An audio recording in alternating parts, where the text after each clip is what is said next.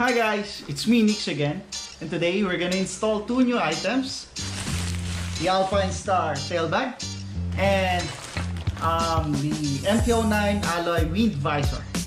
Let's go!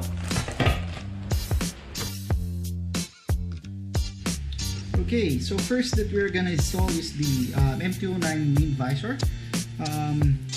This is an alloy wind visor, and yan, ito yung mga kasama niya, and it will go here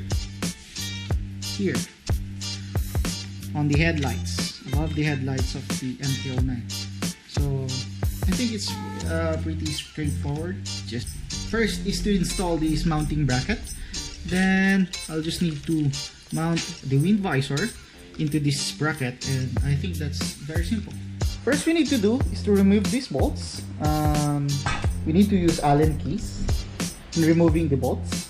So I'll just remove this one by one, then keep the bracket, then I'll remove the other.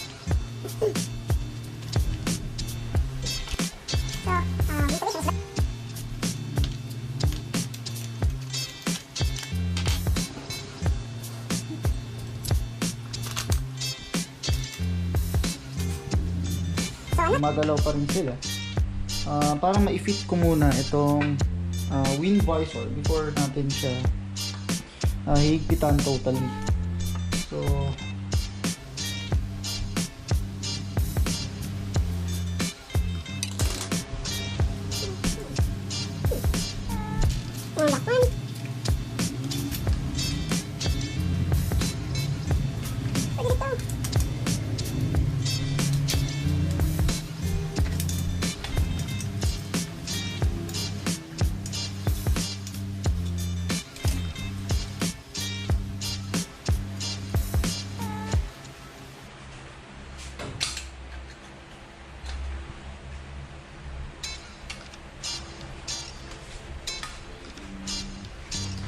okay, so we're done with the installation of the wind visor, and yun, tapos na yung wind visor, and even siya ganun kahirap ka i-install, madali lang siya.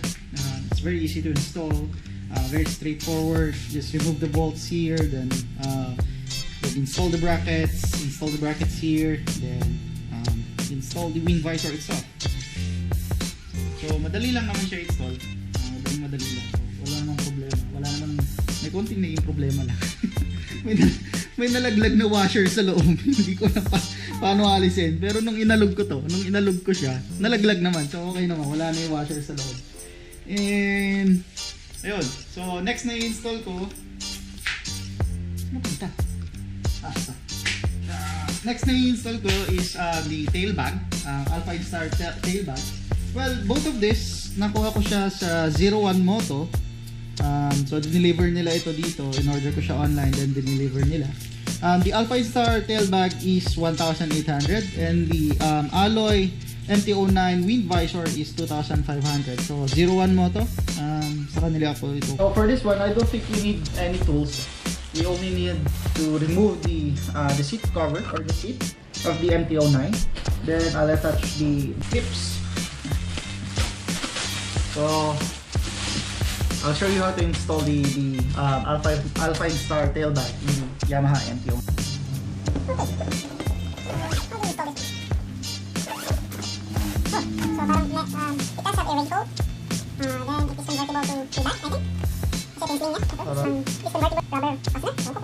Another fastener.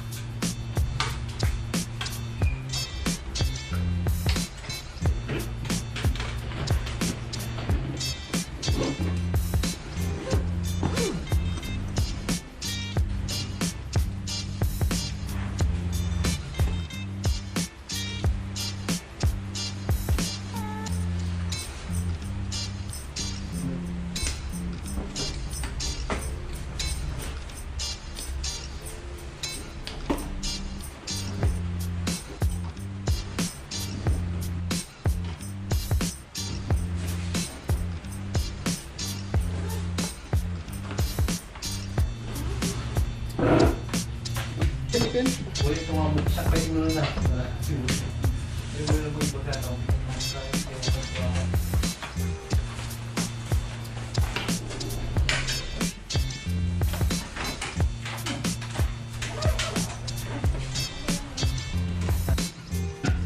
So, okay na.